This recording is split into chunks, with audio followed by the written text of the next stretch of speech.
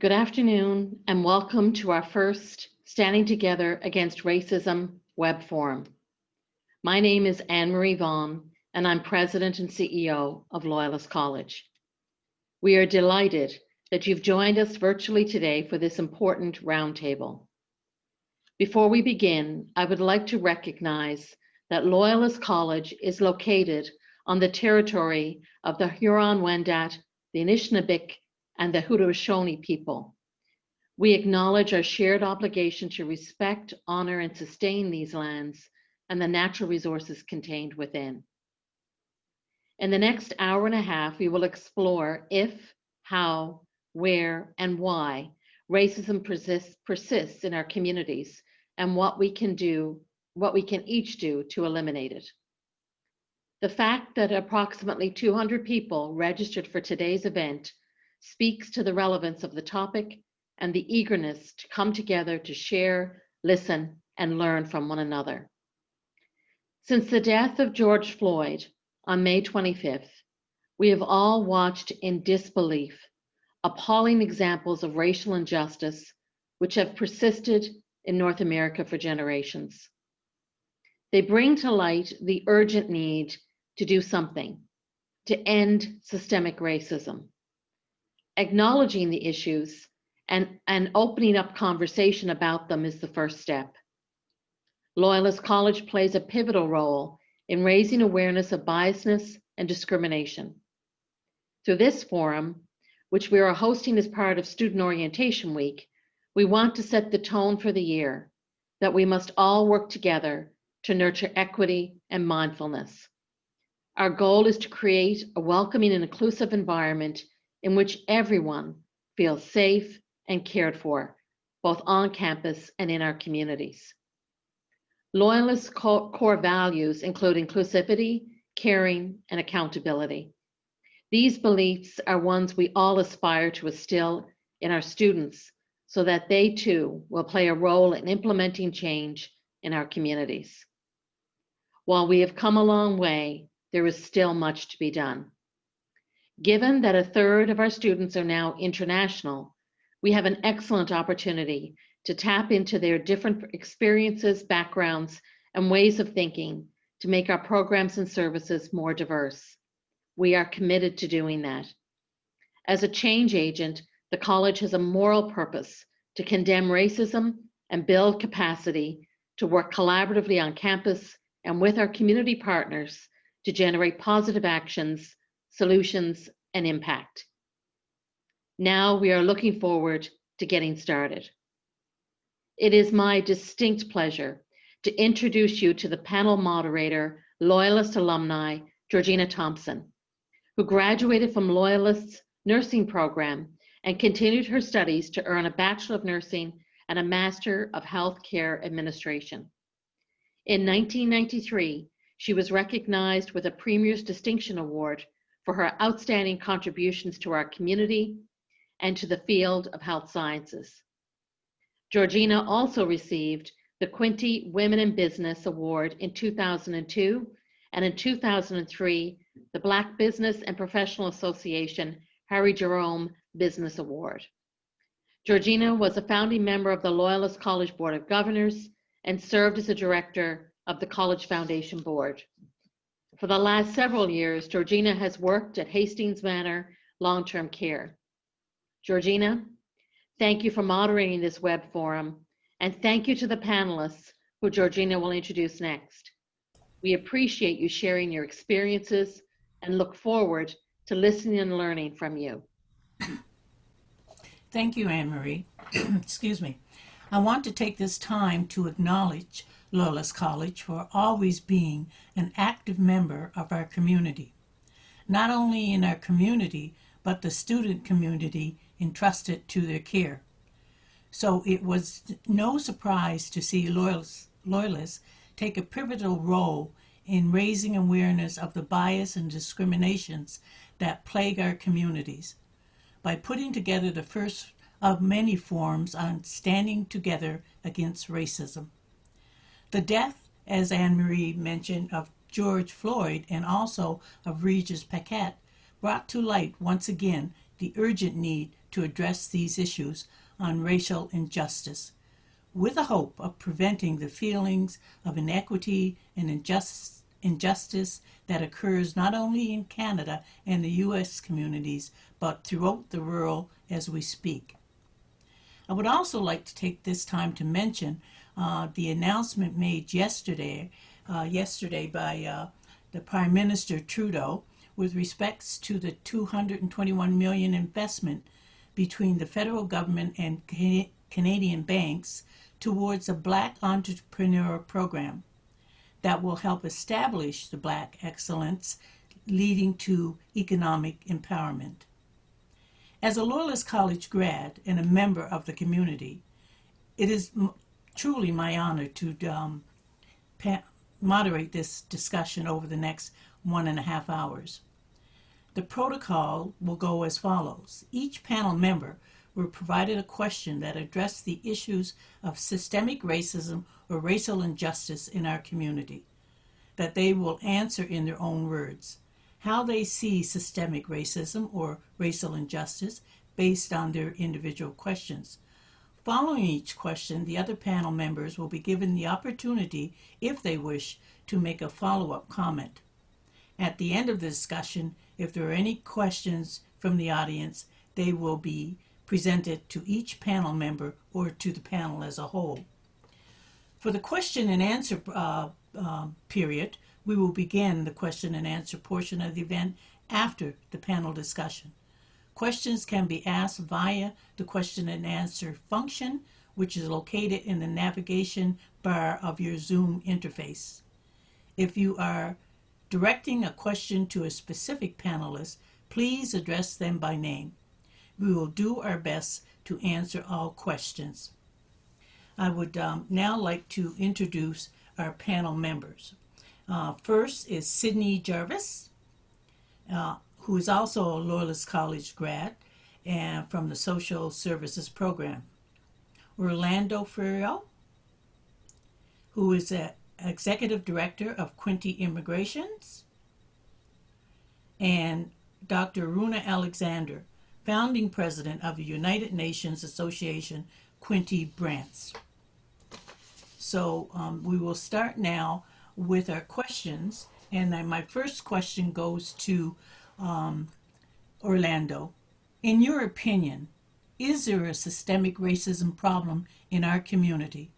If so, where and why does this persist? Is it important for the community to understand the issues? Orlando. First of all, I would like to thank Loyalist College for the invitation to be part of this panel. It's very important. I would like to respond this, giving it a more broad perspective. Let's look, for instance, to the history of race relations in Canada. From the times of the colonies, we have seen quite a lot of systemic racism. For instance, the residential schools that took for so long, and that was an attempt to cultural genocide, and the impact would take for many decades, even now, to be assessed, and it's really heartfelt when I watched the committee that took all the witnesses from those days. It was very sad. And then if you look to the history of immigration to Canada, in 1900 there was the Chinese head tax that was imposed on the Chinese that were coming to Canada to work on the railways. They basically built the whole railway systems in Canada. 1910 there was the Immigration Act, Section 38, that allowed the government to prohibit landing of immigrants belonging to any race deemed unsuitable to the climate and requirements of Canada, or of any immigrants of any specified classes like occupation and character. In 1910, Black Oklahoma farmers developed an interest in moving to Canada to increase racism at home. And in 1911, an order in council was drafted prohibiting the landing of, and I quote that order, any immigrant belonging to the Negro race, which race is deemed unsuitable to the climate and requirements of Canada. So right there in the beginning, you can see there was a lot of systemic racism coming from the colonial days until after Canada became a country. January 1923, order in council issued excluding any immigrant of any Asiatic race, except agriculturalists, farm laborers, female domestic servants, and wife and children of a person legally in Canada. So Asia was conceived broadly going as far as Turkey and Syria. 1923, the door opened to British subjects, Americans, and citizens of preferred countries, Norway, Sweden, Denmark, Finland, Luxembourg, Germany, Switzerland, Holland, Belgium, and France. So the Canadian Immigration Act of 1910 quite broadly gave cabinet power to prohibit immigrants belonging to any race. The wording changed from time to time, but the power remained intact from 1910 into 1978. In 1919, the law stated cabinet could bar immigrants of any race because the immigrants were deemed undesirable, owning of peculiar customs and habits. Right there, you can see how systemic racism has been throughout the years. In June 1923, Chinese Immigration Act, the act prohibited all Chinese immigrants except diplomats, students, children of Canadians, and investor class. The day of which the act came into force, July 1st, became known to Chinese Canadians as the Humiliation Day. So this is all important for the people to realize our own history, because if we don't know the history, we cannot understand the present circumstances of racism. June 20, 1923, Chinese Immigrants Act. The act prohibited all Chinese immigrants except diplomats, as I mentioned, but also February 1942, Japanese Canadians were expelled from within 100 miles from the Pacific. And this was due to the war. Most of you probably have heard about the internment camps. Many of those Japanese, they were descendants, they were like second generations already in Canada, but they were all interned in a camp. Then we're going back to 1969. There was a white paper policy explicitly reject any special status for First Nations. Right there is still the old colony times policies that were implemented and were still going as long as 1970.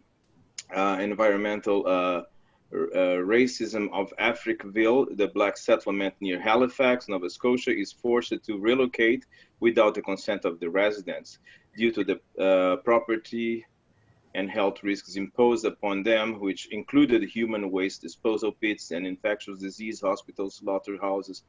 Anyway, there was not really a lot of concerns for cultural aspects of the populations that were being impacted and affected by all this. In 1985, the Canadian Charter of Rights and Freedoms, the Canadian Human Rights Act of 1985 is enacted. Since then, there has been some changes. There has been some provisions to kind of protect the rights for everyone. And basically that's one of the things that we need to look before answering the question, is there a systemic racism right now? I think it has improved, but the problem is still there. And if we don't face the problem, we're going to be part of the problem. Thank you, Orlando. The next question is for Sydney. Sydney, what is, in your view, are the responsibilities of individuals, organizations, and institutions like Loyalist College in our communities in helping to address the issue of racial injustice? 5 minutes, please. Okay, so when I was first proposed this question, the first thing that pops into my head when thinking about the responsibility of individuals is how important education is. As individuals, we have an obligation to ourselves and to our peers to stay educated and to continue learning. As a woman of color, I had to do a lot of learning myself, just learning how to love my skin color and to stand up for myself. I lost quite a bit of friends because they never understood why they weren't allowed to be racist towards me anymore or discriminatory. But conversations like those, it makes people uncomfortable, but not having those conversations, not continuing to educate even your friends poses a much bigger problem, and it continues to or allows racism to continue. Standing up for social justice means that you may lose friends, but speaking from personal experience, you gain way much more. Just as an example, the conversation was had in Belleville a couple months ago, and um, it was uncomfortable, but close to 1,000 people came out to our march and to the vigil for George Floyd. And it was just evident that Belleville is ready to have these uncomfortable conversations. Belleville is ready to make the change. And since then, so many people have been continuing that conversation through social media and getting involved with the local council and into the politics of racial justice. And I believe that social media is a great way to get information across, but putting our actions into words goes a long way. So as individuals, our responsibility is to stay well informed. It's to continue to speak out and stand up for ourselves, and to continue being allies with the Black, Indigenous, people of color in our community. Now, regarding organizations, I'm going to speak to this through the lens of a social service worker. The responsibilities for social services in our community is being open about supporting Black, Indigenous, people of color. And I know this sounds really obvious, but for example, when organizations have the pride flag in their office, it's a signal for anyone that comes in who may identify with the LGBTQ plus community that they are in a safe and comfortable space. Organizations shouldn't assume that members of the Black, Indigenous, people of color community feel safe or feel comfortable in their office and in their buildings. Finding creative ways to send a message of acceptance is important. Also, it's important to note that organizations should go through some form of sensitivity training. If we go back even a couple of years, I'm sure we can remember certain organizations getting in trouble because employees have been insensitive or just outright racist to customers or to fellow employees. And with the sensitivity training, having proper consequences for the employees, that comes hand in hand. So having the proper dismissal of employees who are using discriminatory terms or slurs or being racist. In an age where everyone has their phones and everything is recorded and posted live, it goes a long way when a company actually does a proper apology and delivers consequences and the inexcusable actions are dealt with. And with institutions, that was a big one for me because we know institutions can reach from healthcare to police to to schools. So I'm just going to touch on Loyalist and colleges as for their responsibility on what to do to fight racism in our community. So as our community grows, we can recognize that we are no longer a predominantly white community. It is our responsibility of institutions to grow with our communities and to stay involved. The way that Loyalist has set up this web forum is amazing. Like previously stated, 1/3 of Loyalist students are international. So it makes sense that we stay up to date with the cultural, stay aware of all the cultural differences and provide support to anyone, which in my opinion, Loyalist has been very good on doing that with cultural theme nights that are planned in accordance with international students or the Indigenous Resource Center. One thing that should be said is that institutions should try and be ahead of the curve. Web forums like these need to happen, but it shouldn't happen after, in this specific case, after a Black man dies. It should be happening all the time. Racism comes in so many forms, and for obvious reasons, when someone dies or is murdered in the Black, Indigenous, people of color community, it sparks a trend specifically on social media, but that ultimately cools off, and that's what we're hoping stops. We need to keep the conversation going because racism is ongoing.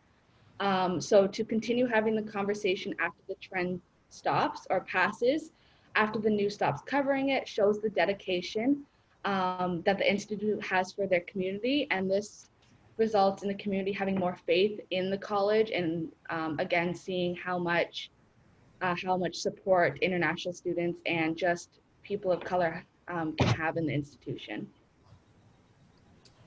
Thank you, Sandy. Our next question is to Dr. Alexander. Having heard your colleagues, what are your thoughts on how we can positively change the conversation in our communities around racial injustice? Thank you, Madam Moderator, and along with you, I would like to extend my sincere thanks to Loyalist President Anne-Marie Vaughn and this Loyalist College team for organizing this webinar.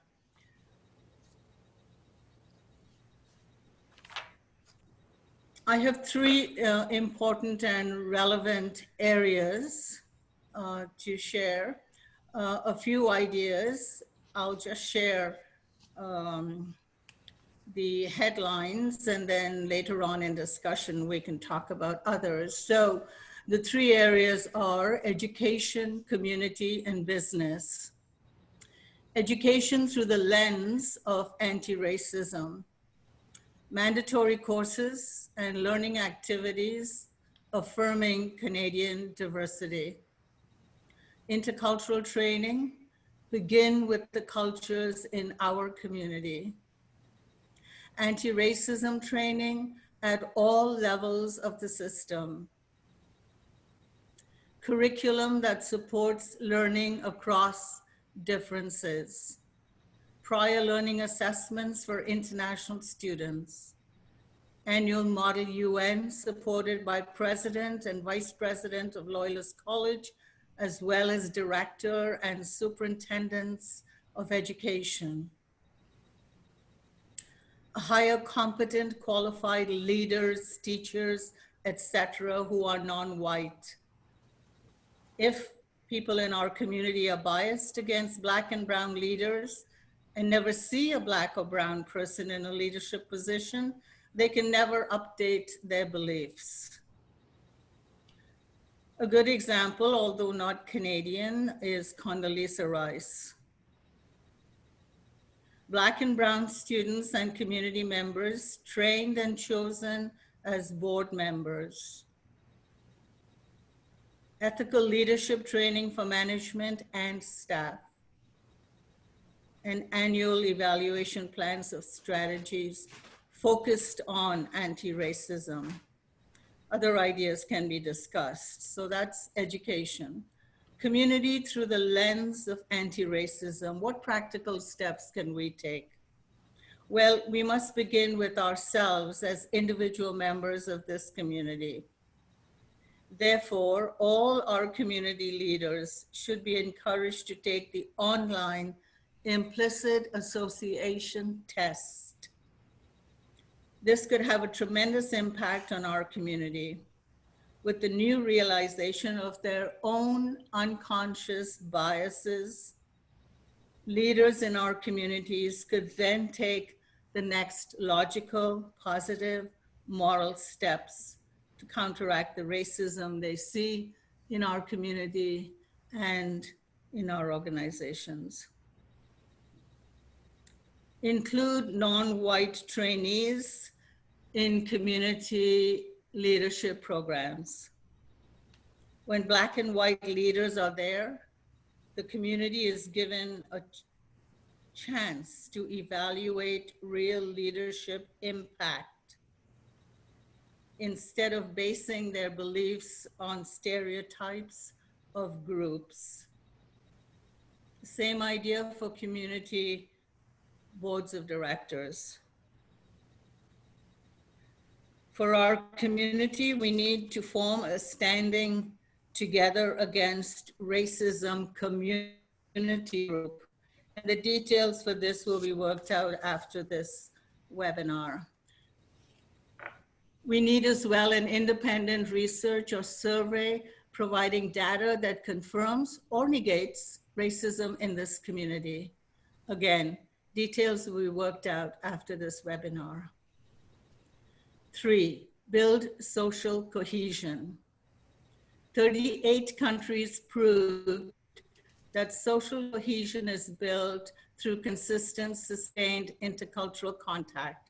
We can do this here in Belleville through relevant and committed partnerships, being ambassadors for Belleville, Loyalist College, Quinte United Immigrant Services, Belleville Police Services, Belleville Chamber of Commerce, Hastings and Prince Edward District School Board, Hastings and Prince Edward Health Unit, the United Way, legal advocacy clinics, school boards, and high-performing businesses on the issue of inclusion. For example, Procter & Gamble and Kellogg's.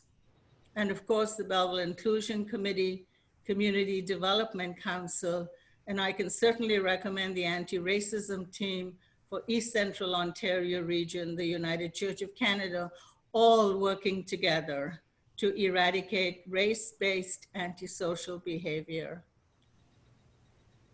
And the final, business through the lens of anti-racism. We need to connect the business case to the moral case. There is a great deal of current research on this. And the board of directors must set the tone for anti-racism in our business community. Current research in business is calling for the kind of capitalism that focuses not just on shareholder value, but also on shared value.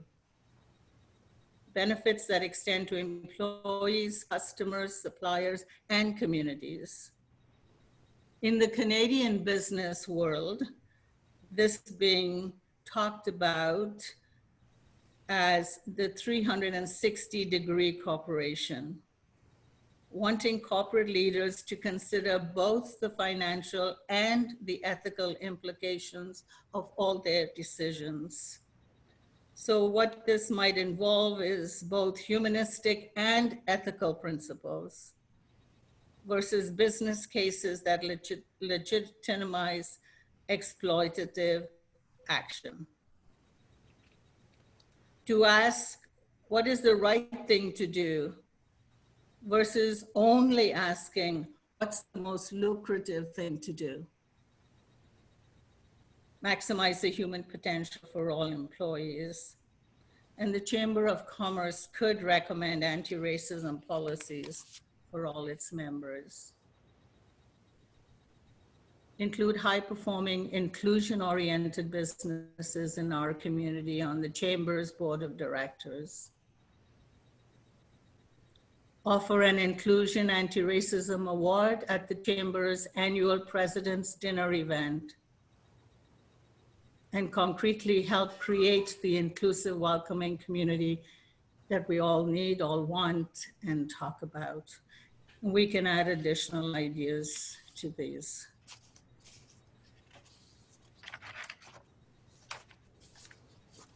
Thank you, Dr. Alexander. What we're going to do now is we're going to have an open panel discussion to the panel. And my first question to the panel, and everybody can jump in on this question, what suggestions do you as a panel member have on how we start the conversation, on how we stop systemic racism in our community once and for all?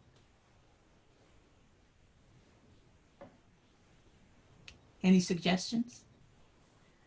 I think one of the best ways is groups like this getting in touch with our community members. I know from doing the vigil and doing the march with an amazing group of people that a lot came out of it, a lot of Facebook groups that are set up specifically to help stop racist acts in the Belleville community from happening, but not only that, it is extended all the way to helping Six Nations and the fight for their land back.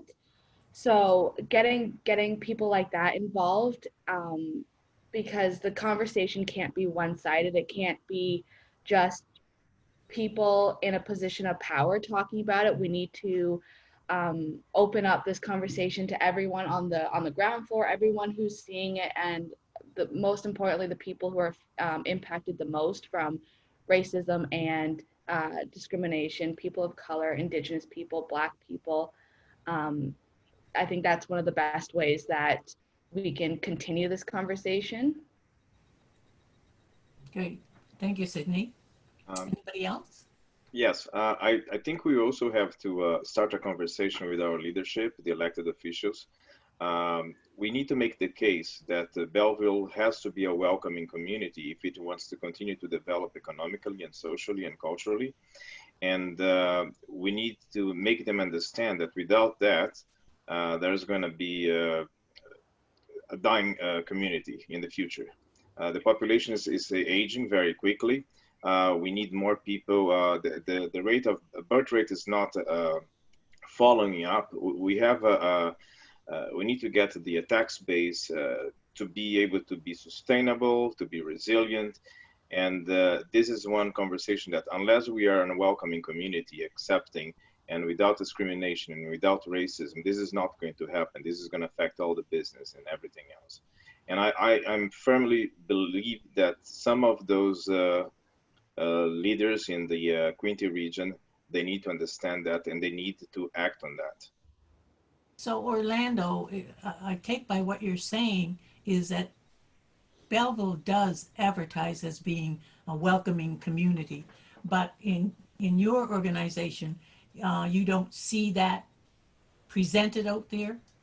I can, of course, I cannot talk for myself as being discriminated, but I have heard so many stories of clients that we talk to, some vulnerable population. I can give examples of people trying to rent a house, and they make all the arrangements over the phone. And if it's a person of color, by the time he gets to the house has already been rented, when in reality it has not. This is just one of the examples of many stories that we have heard. So that is, we need really to have a system in place that can kind of do an assessment on how bad is the level of discrimination in this region. And when I say this region, it's not only Belleville that we serve. We go all the way from Quinte West to Napanee, actually to a borderline of Colborne. And we have had many stories like this.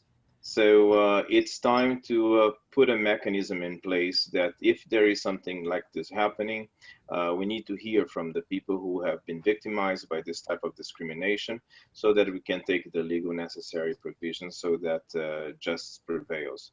Once people start being unable to function or even living in society, they have nothing else to lose. And when people don't have anything else to lose, things get bad.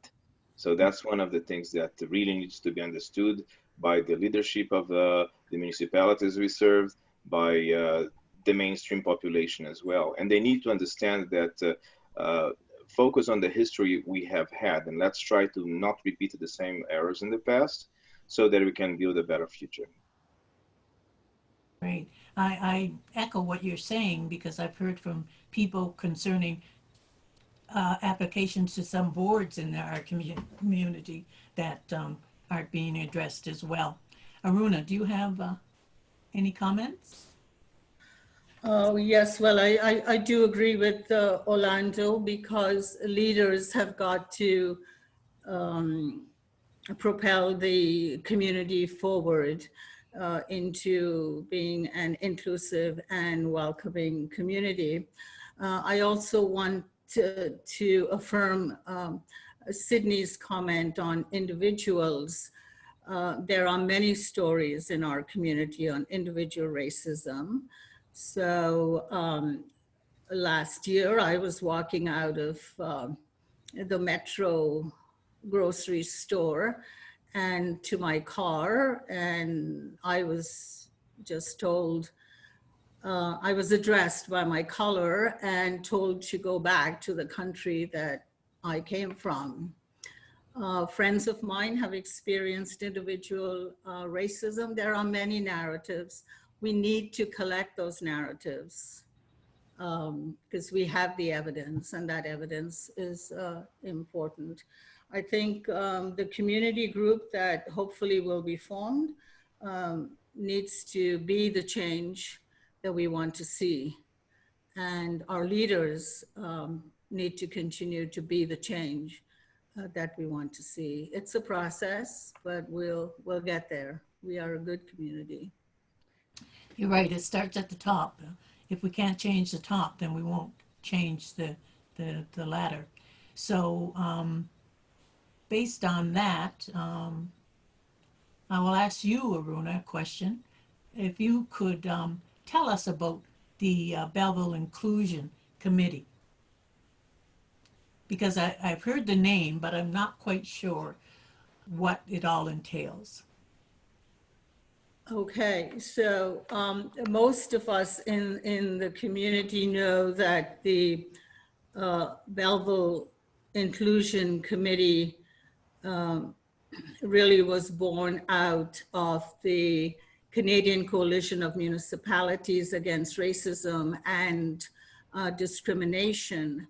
And City Council joined the Canadian Coalition of Municipalities Against Racism and Discrimination on January 13, 2014. At that time, former Mayor Neil Ellis was in office, and the council voted unanimously to join. At our first or second meeting, we decided to change the name so that we'd have broader inclusion to Bevel Inclusion Committee. Now, the municipality under this program is seen as a guardian of the public interest. I think that this webinar that Loyalist College has put together is a good, validates the point that there is great interest and very important because it really, as President Vaughan reminded us, this is a moral issue and we have moral responsibility. This has to do with the lives of Canadian citizens and those waiting to become citizens in this community. And life is the issue. So let me just quickly then read to you what this involves. When City Council joined the Canadian Coalition Against Racism and Discrimination, it means that they committed, generally speaking, to increase vigilance against systemic and individual racism and discrimination. It means that the municipality monitor racism and discrimination in the community more broadly, as well as municipal actions taken to address racism and discrimination. This speaks to the point that Orlando just raised.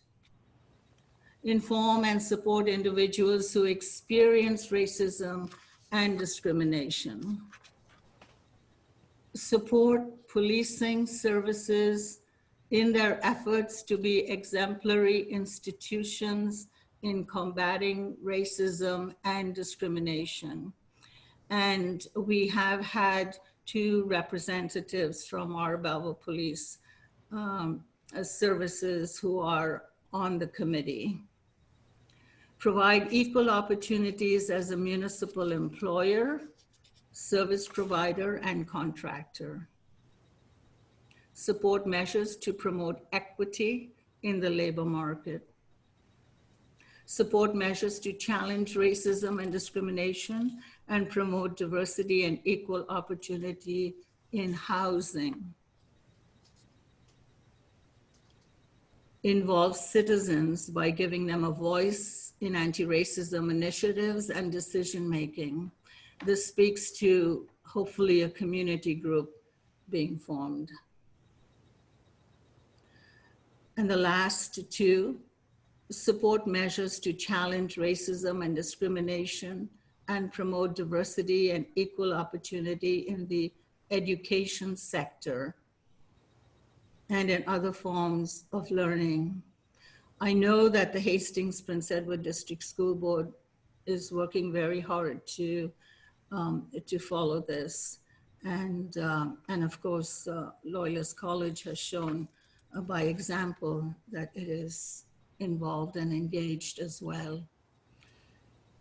And the last commitment, promote respect, understanding, and appreciation of cultural diversity and the inclusion of Aboriginal and racialized communities into the cultural fabric of the municipality. So we certainly have our work cut out for us. Due to COVID, we've not met for a couple of months. We're looking forward to the chair calling the committee together.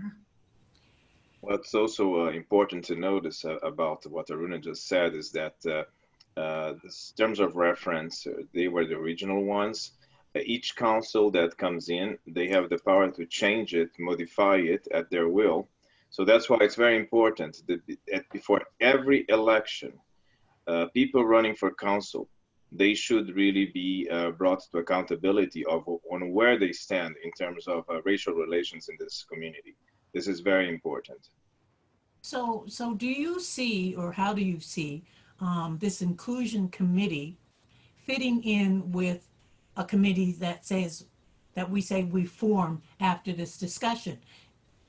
Because there's two committees out there. There'll be the inclusion committee and our committee.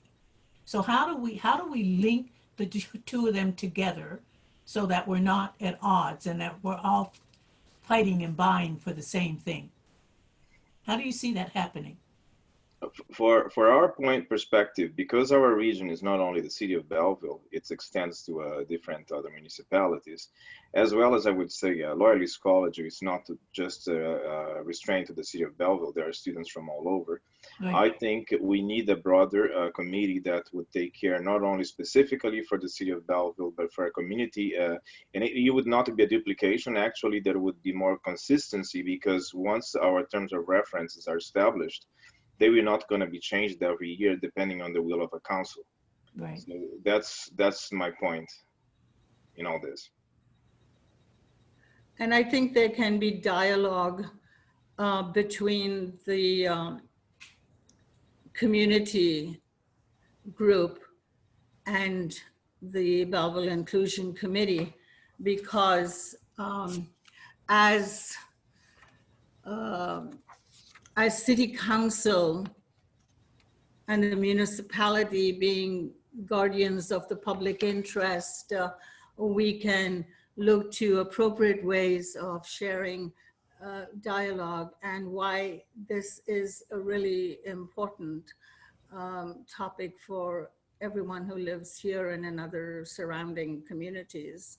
So there are ways that one can work with the other.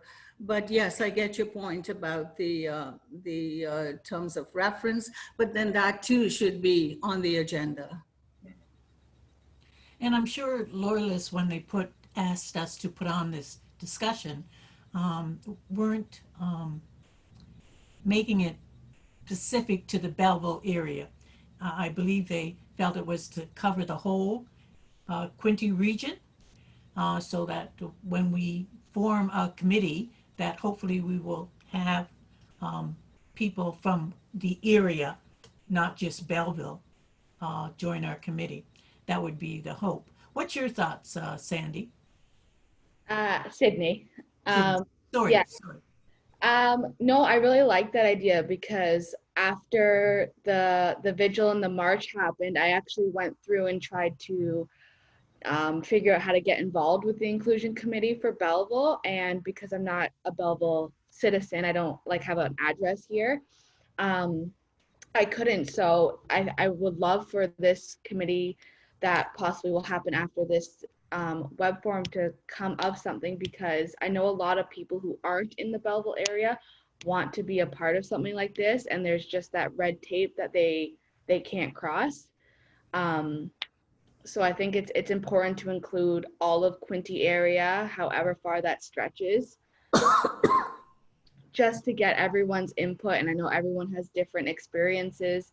You know, Belleville, the demographic is different from the Trenton demographic, and experiences range all over the area. Mm-hmm. Right. Yeah, I think that's where we need to go for sure. And I'm sure the college would agree with that concept. Mhm.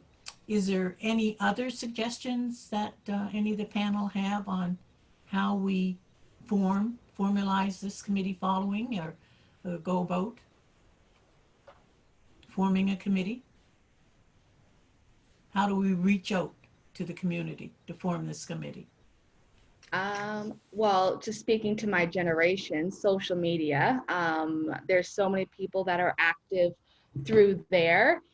And I know a lot of them are kind of anticipating or waiting to see what comes out of this because I've been talking with them. So social media is a great way to reach out to people. And so as just word of mouth, I think, like the participants that are here today with us, hopefully they pass along what we're trying to do and hopefully they want to get involved. I mean, there's a lot of interest in being a part of the change for the Quinte area. Okay. Thank you, Sydney. Madam Chair, may I suggest something as well? Sure. And since not everyone can get on a committee, I think the door is probably open to thinking about subcommittees. Subcommittees, subcommittees on marketing and communications, subcommittees on education, subcommittees on vigilance in the community, subcommittees on conflict resolution, that sort of thing. So the more people that are involved in the community, the better, because we're all committed to a good, welcoming, and inclusive community. Which is a good comment, because after the main committee is formed, we can add on those subcommittees and invite people into them, whoever wants to join and be a part of the, con- a part of the process. They can join those subcommittees. So that would be good. So I guess the big thing is that we need to, first of all, form a committee after this, if that's what we're going to do, and go forward from there. Is that, what's your thoughts, Orlando? Have some sort of governance and structure in terms of reference to start, so that we know exactly where we want to go, where we are going, and how we're going to do it. So that's very important for the beginning of any committee. And we would do that once we form the Yeah. main base committee. Formalize those terms of reference? Yes? Yeah. Yes, I think so, because then, we have opportunity to be quite clear about the criterion, so people are not subject to any surprises and know exactly what they're volunteering for and how, and what's required. So yes, I think that's a wise comment, both by Sydney and Orlando, to take some time to do that hard work. Okay. Sydney, I believe you had a question. Yes, I was just wondering, this is for you, Georgina, like what you've experienced as a woman of color, specifically as your time in like healthcare, or if you have any advice for people of color who are either going to work in healthcare or, have, or whether healthcare workers are in need right now due to COVID, if that makes. What have I experienced in my area of work? Yeah. I have experienced some racism, I'll put it that way, in terms of, I'll have to say, boards that I've applied to, even after I finished, like for instance, on my Lynn board, and have been told that there are people with more experience than me and stuff, and I sort of kind of wonder, well, what do you mean by that? I mean, I have a lot of background experience in health and health administration, so what do you mean by that? And I never really got an answer back when I posed that question. So for myself, I have to say, again, there is racism in this community, like it or not, believe it or not, it's here. And this George Floyd unfortunate occurrence has brought this out, and we need to address our community here. It needs to come out, and you can't be afraid to say it. So Yeah, I think this is a good first start. yeah, I like the way you said that we can't be afraid to say it, because I Yeah. think that's what's been happening is this conversation makes people afraid. Like either they're afraid of seeming like they're racist because they want to talk about race, or feeling like um, they're going to get shut down. I remember in high school, I got shut down a lot for wanting to talk about race and wanting to fight racism in my high school. And after a while, I let it affect me, and I stopped talking about it. And I, it's weird to say, but I tried to hide the color of my skin, as weird as that sounds, because I'm very obviously brown. Mhm. Um, but I just kind of tried to fade into the background and didn't make my color known. And it wasn't until the last couple years where I would start referring to myself as a woman of color. And my father, who is white, he heard me say it one day, and he's like, "I don't think I've ever heard you say that you're a woman of color." And I was, you know what, like I am a woman of color. I have different experiences, and um, different things happen to me than they would someone who is not of color. And it's kind of amazing seeing how people don't see it all the time when they aren't of color and they're white. Like my partner, who is white, he gets educated all the time, because when I'm alone in the stores, I get followed around. But if he's with me by my side, I don't get followed around. Um, and it's just the way, the difference in ways people speak to me or speak to my husband. So I think we have to get over this fear of talking about race, and just accept that it's uncomfortable, but also accept that it needs to be done, because if we keep letting the fear keep us down and letting the fear push us into the background, good chance that we're going to end up like the States and have unnecessary murders, and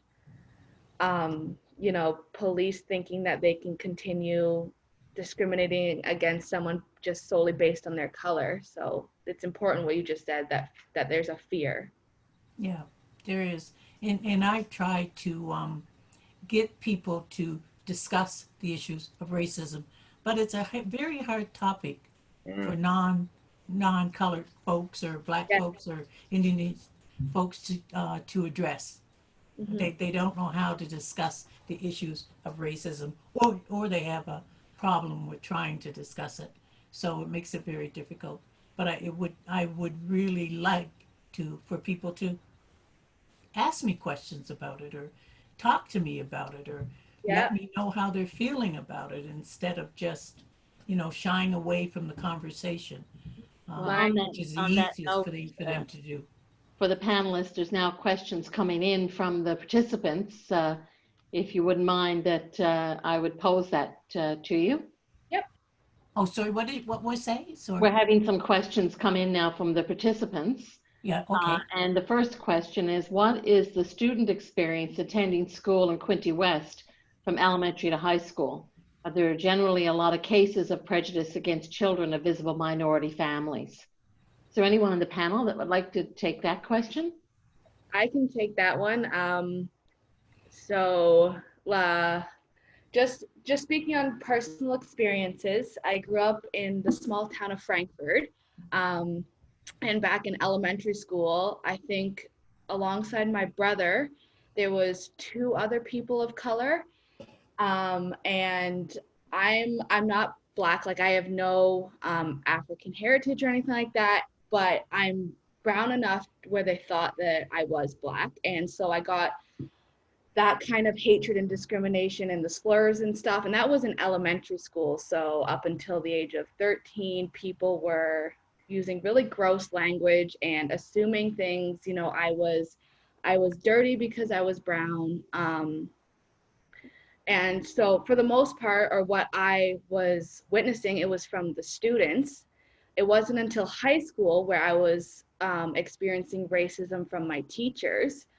I remember my first day of grade 9 gym class where the teacher gave me the nickname Black Sid, even though there wasn't a white Sid where they had to make that difference. And that stuck through my entire 4 years of high school. I was Black Sid. And just looking back and seeing how it was, a lot of the time it was the teachers who were making the jokes, and you know, being the small minor niner I felt like I had to laugh along, or it would result in more bullying. And in high school, like I said, when I was trying to fight it at one point, I remember going to the principal, and I had this proposal laid out to start a group that would combat racism and racial bullying in my school. And he just straight up told me, there's no racism in my school. We don't need a group like this. Sorry, go. And that was the last straw for me when I said I kind of let myself fade into the background. So racism is there in the school systems.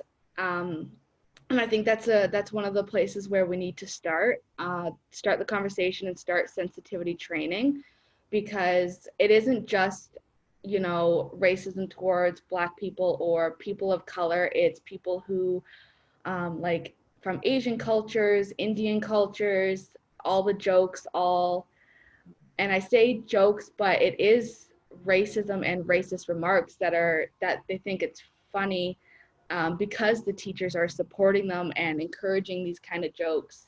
So that's just speaking to my experience in the schools in this area. Can I add something? Because you just reminded me, one of the main issues we had for years past was attending newcomers, kids, because of bullying at school. It was a very large number. We approached several school boards. I believe it was 2001 when they started the diversity committee in the school board. It was very needed at that time.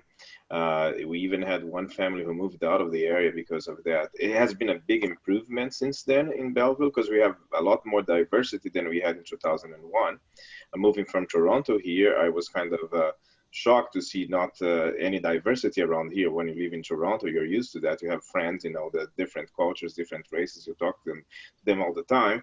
And getting to Belleville, it was very white, Anglo-Saxon, and not really exposed to any diversity. For them, it was something totally different. As for people moving from Toronto here, it's kind of at that time, it was kind of a cultural shock. Now, it has changed a lot, Belleville. We have had a lot of more newcomers moving in from Asia, from different parts of the world, South Asian as well. And that's the time to start this conversation, because we want to make sure that the Belleville becomes and continues to be a welcoming community, as well as the Quinte region, at large. Mm-hmm. Yeah, I have to say, when we first came here in 1975, there were not a lot of people of color in this area. We seemed like we were the only family, and our kids went to school. They were the only children of color to go to school, and I used to say to them, they'd come home with some issues, and I would tell them that you can do anything you want to do. You just have to do it. Never mind what anybody says. You can do it. And that's how I had to bring the kids up, to make them understand that just because they're children of color doesn't mean that they can't progress or expand in school. And so now, Orlando, to your point, now when I look around the city of Belleville, I can see people of color every day, Mm-hmm. where back then I wouldn't see people of color for weeks, So it is a different, diverse community that we have. And it would be interesting to see how they feel here now in 2020. How are they feeling? Do they feel the racial injustice and discrimination factors now? We I have would an interesting another question that's come in that actually leads to the conversation you're having. And this is coming by email. And how is the community experiencing an influx of people of color, visible minorities, racialized, racialized minorities moving into the area from multicultural communities from the GTA? So it's, I think that we do have people coming from the GTA, but from a Loyalist college perspective, we have a lot of students as well coming from all over the world, which is changing how we are as an institution and how the community is as well. So do you have any comments on that? Perhaps Georgina, from your experience in 75, now moving forward, and Sydney, your experience in school, are you seeing any changes as a result of sort of the major change of the demographics of our own community? Mhm. Sydney, you wanna? Sure. Because I still remember my first day at Loyalist, and this was coming from the small town of Frankfurt all the way to Bayside, so very predominantly white. And then I came to Loyalist, and I swear my eyes just popped because there were so many people of color, and it just like I don't think anyone would understand unless they came from a community that was predominantly white, and then they saw people who look like them, because representation matters. Um, and I just remember like feeling at ease. And I remember, meeting people who were from Guyana or had ancestors from Guyana, which is where my family's from. And just, I never thought I would meet anyone else who had ancestors from Guyana. And or like there was people in my class, like my small classroom at college, and they were of color. And it was quite a difference, like just moving from those like 8 years between like public school to college.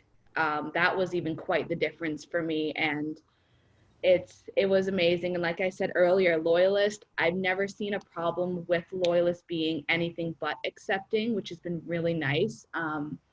They always are doing cool things. And I know I really got into the Indigenous Resource Center and all the activities they would be putting on. So the experiences from college to high school and public school are night and day for me, for sure.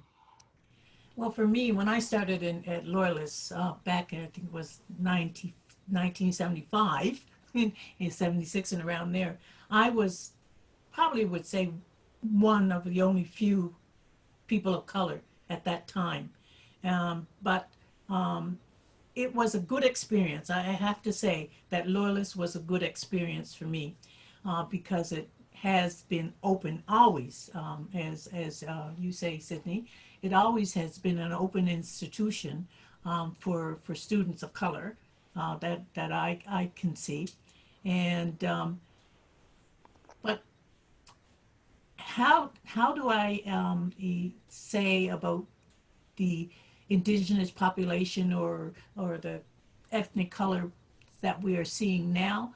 I don't know, because really and honestly, I haven't had the opportunity to ask any of them what it's like for them right now, which is something that our committee should do, is go out there to those groups and ask them what it is like for them right now, because I couldn't answer that for you at this time. So unless Orlando or Aruna, do you have anything input to put in on that? Yes, I do. The United Nations Association Quinte branch, when it introduced its Model UN program to the school system here, I did go to the Mohawk school we have here on the territory. And what came out of that meeting, I remember Kathleen Mandeville was principal there at that time. And the students participated in the first ever Canadian elementary Model UN.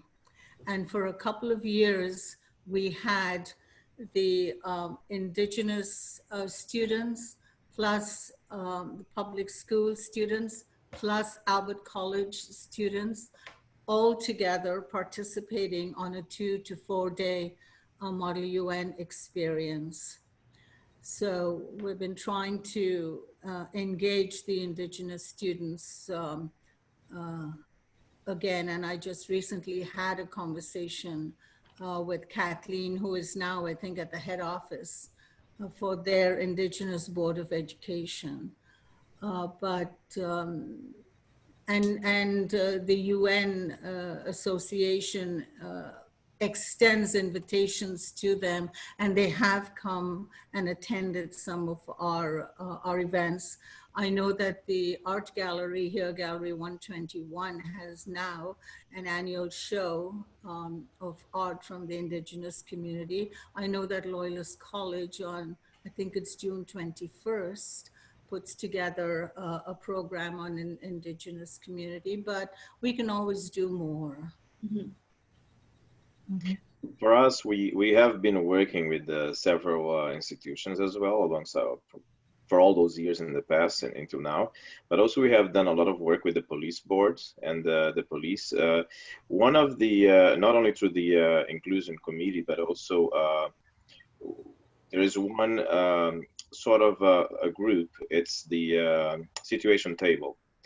And the situation table, the approach for enforcement is a different one. It's to try and work with different non-profitable or social services organizations.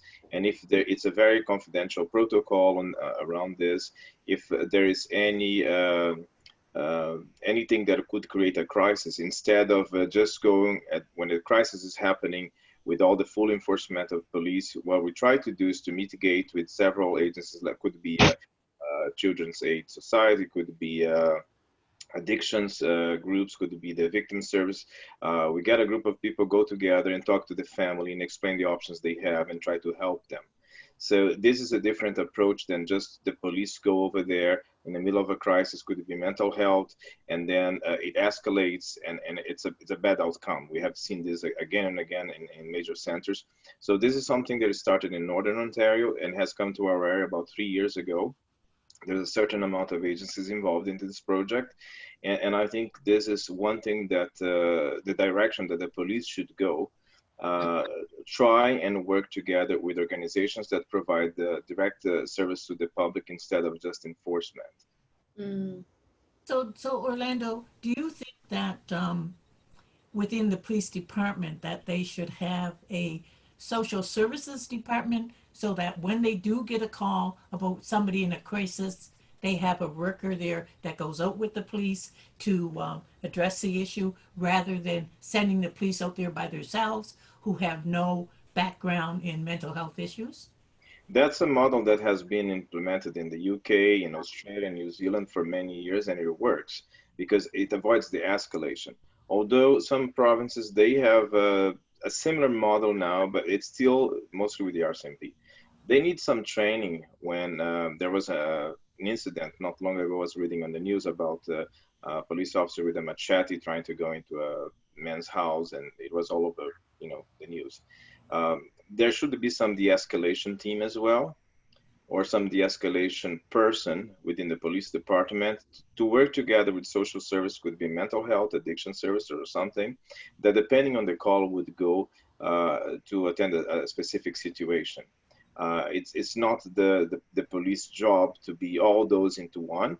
They should work together with our other agencies. And for that to happen, the province really needs to start rewriting the whole Police Act and how those implementations would take place. Mm-hmm. Mm-hmm. I find it interesting to see that other police forces have our diversity to match the community, but we don't seem to have that in this community. What are your thoughts on that? I believe that all boards, including the police, should have diversity that matches the community, but we don't see that. I agree. Yeah, and it's about the recruitment, it's about the internal policies, it's about the police board to try and determine that that would be the case. and recruitment is very important within. There was, having said that, Belleville Police had a couple of cultural staff on board a few years back. I don't know what happened to that. It was sort of a community police, and I met with them. And were they people of color? no, it was First Nations, a couple of them. I have not seen people of color in the Belleville Police as far as I remember. No. Mm-hmm. Mm-hmm. Yeah, I think it's just speaking specifically with the police force, it's important to have people of color because the history of people of color, Black and Indigenous, and the police force, like, you know, it's messy even in Canada. So to have someone of color be the first person on the scene, interacting with whatever kind of situation that is involving someone of color, there's just like almost a trust that is built. It makes sense because of the history that, just speaking specifically to Black people and the police force, it's understandable why there's hesitation, why there might already be escalated if the police are there because of that. You know, could be intergenerational trauma that's happened in their life specifically. So Belleville needs to, and I can't imagine that there's just no people of color who are applying to be police officers. So Belleville really needs to start recruiting members that reflect what Belleville looks like now. Mm-hmm. Mm-hmm.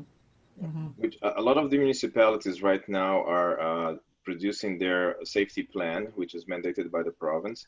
I'm happen to be a part of one of those committees from the city of Quinte West, and that's Sydney was one of the suggestions that was provided as well to try and you know have some recruitment just to reflect the population. You know, racialized population should be part of the police force as well. Mm-hmm. And mostly Quinte West, we have the military base there, and a lot of the military are, you know, from different backgrounds and different races as well. So it's very important to have this addressed. Mm-hmm. Madam Chair, if I can just add to that as well, you might recall that I was with you on a Belleville Race Relations Advisory Committee. This was in the late 1980s. And there was such a committee, Bevel Race Relations Advisory Committee, and that too is a good way to go because there's again conversation and dialogue and we can share information. Presently, the police do attend the annual, and Orlando, you've been there as well, the annual leadership summit on inclusivity. So, and they have made presentations there affirming their commitment. But I just wanted to remind the community about the Bevel Race Relations Advisory Committee, which is a great idea. Mm-hmm. There's one other question that's come in from the participants. What can people who are not of color or a different nationality do to assist in combating racism in the Quinte community? Well, from my perspective, I think the whole sense of this forum was to develop issues on how we can address these questions. How does the community come together to help us do this? And when we get the committee together, if we get the committee together, we can look at how do we do this? How do we get community non-colored members or Caucasian members to help us do this? Because you just can't have people of color on this committee. It has to be people of all colors that can give us information and advice on how to combat this problem. That's just my opinion. Yeah, I completely agree with Georgina. I think it's important to note that just because you aren't of color and you're like a white person, like it's still important for you to speak up, to be an ally to anyone who is of color and to not be a bystander if you're witnessing anything. What kind of gets tricky is making sure you're not speaking over anyone who's of color and you're letting them use their voice. I know as one of the co-organizers for the march, it still felt weird to me because, you know, I'm part Guyanese, part European, all that stuff. Like I'm not black is what I'm trying to say. And trying to arrange something that was in association with Black Lives Matter, it still felt weird to me because I didn't want to take anything from someone who may want to be in the position that I was. So it's okay to speak out and be an ally and to work in coordinates with people of color for sure. Like that's what we want. Is we don't want a separate entity. We want the community to come together. Like Georgina said, it can't just be people of color on this committee. We don't want it to be a they and them situation. We want everyone in the Quinte area to feel like they can take part in this committee. And I totally agree with what Sydney just said. One thing that maybe people can do, non-racialized people can do, is try to look into social media. You mentioned Sydney, social media before. Social media has it's a two-way road. There is a lot of hate messages going through social media, and a white person can go against those messages and respond in a certain way that would diffuse this type of messages. Some of those are based on fake news. Some of those are just hated message directed against immigration, against refugees, against all kinds of things. And it's very important to have an educated response when you see those messages. There are some websites where you can go and see a fact list of what is real, what is not. And I would recommend the Canadian Councils for Refugees. There are several messages there. And this would be one of the first steps to stop the hate. Mm-hmm. Yeah, even with the message put out by the Prime Minister yesterday, you could see the negative messages against the program that they were launching, which was discouraging. But people are allowed to have their opinions, I guess, and we just have to rise above them and keep on moving. It's just that sometimes people read that, they don't really think or reflect on what they're reading, and they get all incensed and pass it along. Yeah. That's how hate spreads. Yeah. Yeah. Exactly. If people are choosing to use social media as their only way to get information on topics like these, it's so important that they fact check and they find multiple sources that back it up, because either you're going to start spreading misinformation that can be hateful and discriminatory, or you're just going to be misinformed yourself and believe something that isn't true. Mm-hmm. Aruna, anything? I know, having lived in this community since 1976, I've heard a diversity of views on racism and anti-racism. I know many in this community who are white and are disgusted with what happened in the United States, and in conversations they were authentic and they shared their thoughts and their feelings. So we, you know, I cannot paint a whole group of people in any one particular way.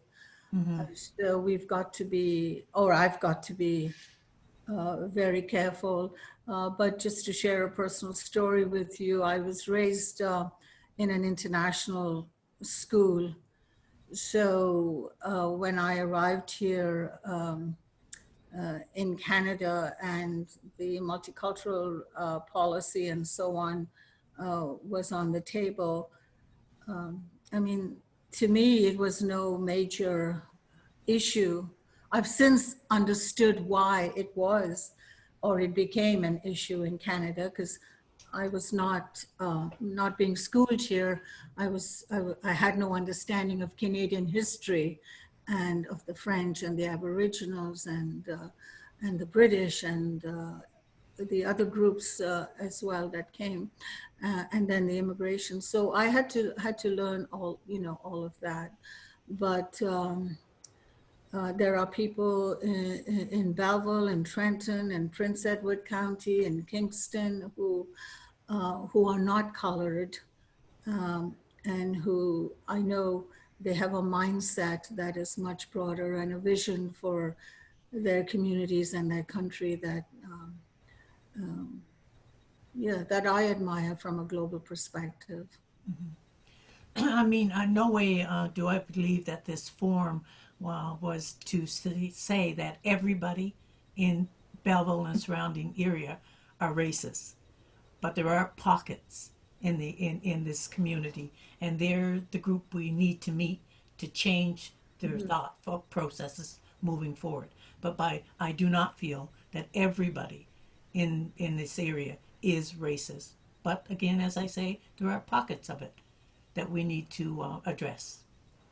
No, I totally agree with you on that, Madam Chair, and we have evidence for that as well, because the Anglican Journal in October published a list of some white supremacist groups that work in Ontario as well as Quebec and Alberta, and I have that article that was published in the Anglican Journal. So yes, there are pockets, and we must be vigilant about that. Anne-Marie, what are your thoughts? Well, I know, I have a different experience than everyone on this panel. I do find that Loyalist is a very welcoming community. I do think that we're experiencing it now with some of our students, that there's work that we need to do to create a more inclusive community for all our students. And as we're seeing a change happen within our community, we have work to do at Loyalist and with our community to perhaps broaden people's perspectives. And I do believe sometimes it comes from the notion of fear, because we're dealing with, for example, as we're dealing with the COVID issue right now, people jump right away that we announced that we had a case of a student, and they immediately made the association that the case was an international student. And I think that, and then with that came some commentary around that I found very sad as a president. And it reminded me of the work that we need to do to be inclusive and inviting in this community, because I know inherently, and I know from my own personal experience, that this is really, truly a welcoming place. And so how do we bring our community with us, and what's our role at Loyalist? And I so appreciate the comments that you've made today and the advice that you've given us at Loyalist from your lived experiences of how we can do more. And we can always do more to make our communities more inclusive. And I know for me as president and a leader in the community that I want to be doing more. And it's from your advice, because of your lived experience, that helps us as leaders to understand what we need to do. And so you play a critical role in our community, and your thoughts and insight are so valued, and they're just so important and critical for us to listen to, and to be privileged to have your time to hear today, because it's an important part of this conversation of listening and learning, and how can we always be better? Because I think as a society, we can always be better. Well, I want to, as much as I hate to close down our conversation, we're almost to the end of our time. And I just want to say in some closing remarks that as an active participant in our community, we have a responsibility to end systemic racism, to keep having these hard, often uncomfortable discussions, to challenge the way we think, behave, and treat one another. Hopefully, after hearing from today's panelists, we and you have learned this web form will be a lot, with a lot of think. Oh dear, sorry. This web form will give us a lot to think about.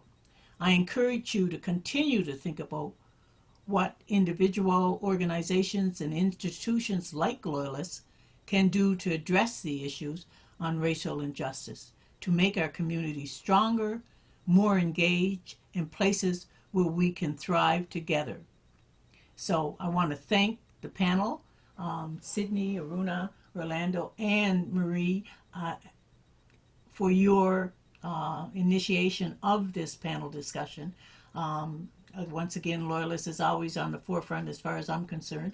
And so I want to thank you again. And I want to thank the assistant, the panel that you have at Loyalist that have so willingly helped us and walked us through this process. We couldn't have done it without you. So thank you, everybody, for attending, and we'll talk soon. Thank you. Thank you. Thank you.